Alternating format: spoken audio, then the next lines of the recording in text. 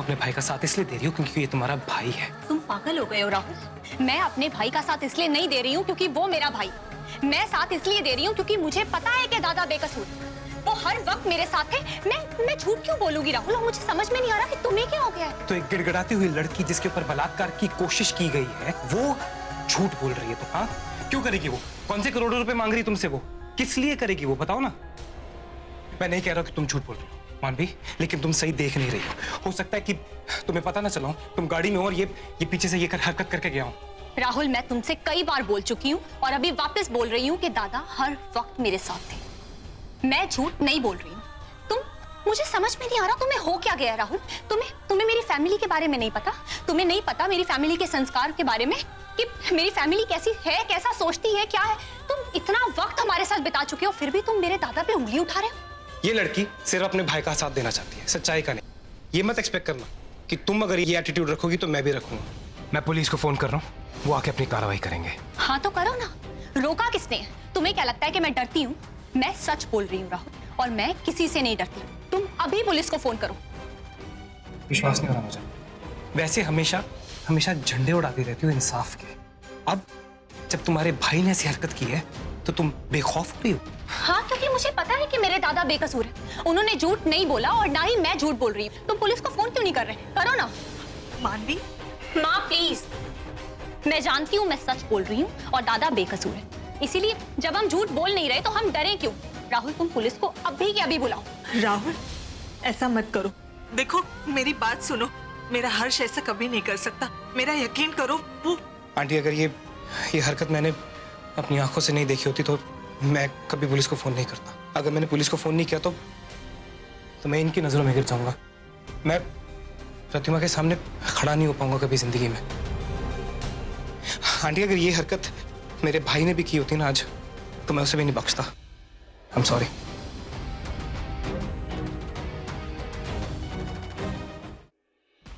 और कोई है जो अपना बयान देना चाहता है, जिसने हर्ष को प्रतिमा के कमरे में जाते हुए देखा हो?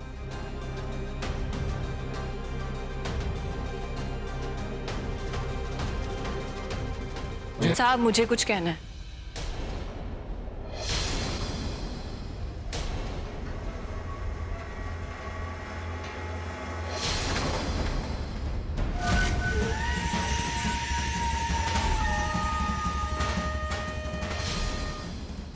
आप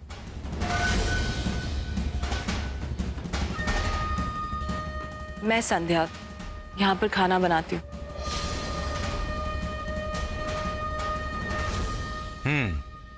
कहिए, क्या देखा आपने?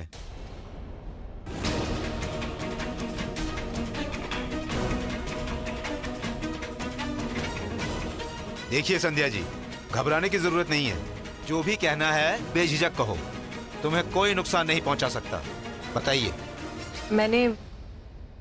मैंने हर्ष साहब को प्रतिमा के कमरे में जाते देखा था।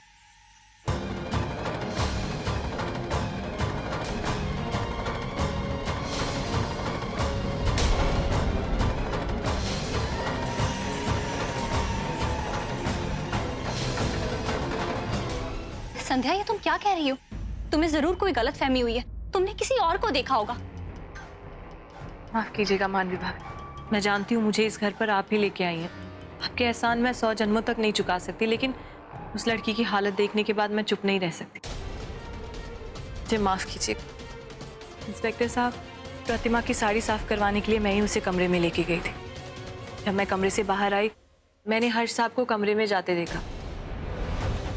उनकी नज़र मुझ पर नहीं पड़ी और मैंने भी उन्हें नहीं रोका। मुझे लगा शहर में ऐसा ही होता है शादी से पहले, इसीलिए मैंने कुछ नहीं कहा और मैं वहाँ से चली गई।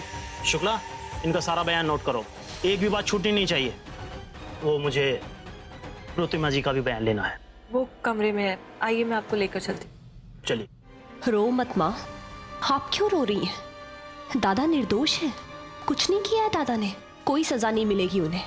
पर हर्ष को तो सजा मिल रही है ना, उसका कोई कसूर नहीं है फिर भी उसे सजा मिल रही है। वो प्रतिमा, उसने उस पर झूठा इल्जाम लगाया है, उसने ऐसा कुछ नहीं किया। और अब राहुल भी। राहुल बेटा, हम तुमसे माफी मांगते हैं। तुमको हर्ष से कोई भी शिकायत है ना तो हमसे कहो, हम उसकी तरफ से तुमसे माफी मांगते हैं। हम तुम्हारे पैर पड़ने को लिए। नहीं माँ, मेरे पैर पड़ने से क्या होगा आंटी? ये कोई पर्सनल खुंदक नहीं निकाल रहा हूं मैं। एक लड़की ने अपनी जान दे दी है आंटी। आपके बेटे ने जो किया उसकी सजा उसको मिलेगी। राहुल, हो सकता है कि प्रतिमा को कोई गलतफहमी हुआ हो सकता है अंकल, पर मुझे तो नहीं हुई ना। मैं वही था अंकल। राहुल मैं कह रही हूँ ना कि दादा ने ऐसा कुछ नहीं किया। तुम किस बिहाफ पे दादा पे उंगली उठा रहे हो? कुछ तो है जो छूट रहा है राहुल। कुछ तो ऐसा है जो हम देख नहीं पा रहे हैं। कुछ तो गड़बड़ जरूर है।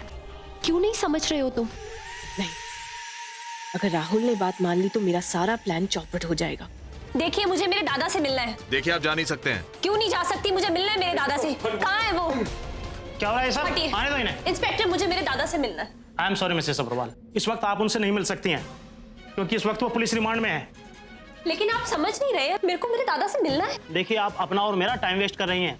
इंस्पेक्टर साहब, देखिए, आपके पास हर्ष के खिलाफ कोई भी ठोस सबूत नहीं है। राहुल सब्रवाल ने इनके खिलाफ बयान दिया है, वो है हमारे पास। ऐसे तो मानवी जी ने भी बयान दिया है। अगर आप मिस्टर राहुल के बयान को आधार मान रहे हैं तो आपको इनके बयान को भी आधार मानना होगा। वकील साहब, कार्रवाई कैसे करनी है ये हमें मत सिखाइए आप। इंस्पेक्टर साहब, मैं सिखा नहीं रहा हूँ।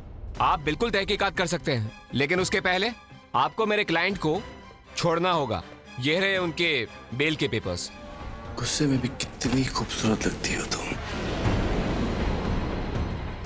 वैसे तुम किस परिवार की बात कर रही हो? कौन सा परिवार? हंस रही है दुनिया तुम पे और तुम्हारे उस परिवार पे। हाँ, तुम्हारा राहुल, ये राहुल, वो राहुल। क्या हुआ? हाँ? बर्बाद करके रख दिया उस राहुल ने तुम सबको। बहुत दाल बनी फिरती थी ना तुम उसकी। क्या मिला? कुछ भी नहीं। अपनी जान तक जोखिम में डाल दी तुमने उस राहुल के लिए, और बदले में क्या मिला? कुछ भी नहीं। तुम्हारे लिए तो मैं अकेली ही काफी हूँ कबीर। तो कह रहा हूं मैं कि मेरे लिए तुम अकेले ही काफी हो।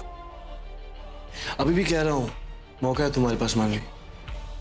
उस राहुल को छोड़ के मेरे पास आ जाओ। आई प्रॉमिस, उससे ज्यादा खुश रखूंगा और कभी भी तुम्हें अकेला नहीं छोड़ूंगा। तुम्हारे पास आने से तो ज्यादा अच्छा है कि मैं अपनी जान दे दूं। रुक जाइए उपमन्यु बाबू। बस उपमन्यु बाबू, वहीं रुक जाइए। अब आप लोग हमारे मोहल्ले में नहीं रह सकते। क्यों? हम लोगों को सब पता चल गया है कि आपके बेटे ने उस लड़की के साथ क्या किया है। हमारा बेटा कुछ नहीं किया, वो एकदम निर्दोष है। कुछ नहीं किया तो वो लड़की कैसे मर गई? हम लोगों ने टीवी में सब देख लिया है। हाँ हाँ, सब देखा है न्यूज में। इसी के बारे में बता रहे थे। ऐसे लड़के को तो बीच चौराहे पे फांसी पे लटका के मार देना चाहिए। आप लोग ये क्या बोल रहे हैं? मेरे हर्ष ने कुछ भी नहीं किया है। इस पे झूठा इल्जाम लगाया जा रहा है। अच्छा, आपका दामाद खुद इसके खिलाफ गवाही दे रहा है, तो क्या वो झूठ बोल रहा है? भाइयों, ये अपने बेटे को बचा रही है। तो हमें भी अपनी बहू बेटियों को बचाना चाहिए। निकालो इन्हें यहाँ से बाहर। निकालो बाहर इनको। आप ये सब क्या बोले जा रहे हो? हम हमारा सामान लेकर कहाँ जाएंगे? अरे वहीं जाओ जहाँ तुम जैसे लोग रहते हैं। ये शरीफों का मोहल्ला है। अब हमारे बीच तुम लोग नहीं रह सकते। नहीं रह सकते, निकालो इनको बाहर। अब यहाँ से सीधे सीधे निकल जाओ, वरना धक्के मार के बाहर निकालेंगे। जबान संभाल के बात करो, आपने समझा? जबान संभाल के बात करो। याद है ना किससे बात कर रहे हो तुम? और ये सब जो न्यूज में चल रहा है सब झूठ है, र्यूमर है, समझा? और क्या बोला तुम? हमको घर से निकालेगा? ये घर हमारा है, इस घर से हमको कोई नहीं निकाल सकता। अरे हिम्मत है किसी में तो निकाल के दिखाओ हमको। भाइयों, ये लोग ऐसे नहीं मानेंगे।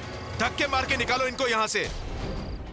अब बहुत महान एक लड़की के लिए इतना कुछ कर रहे, वरना सच का साथ देने के लिए लोग दुनिया के खिलाफ जाते, पर अपनों के नहीं। लेकिन आप तो अपनों के खिलाफ गए। संध्या,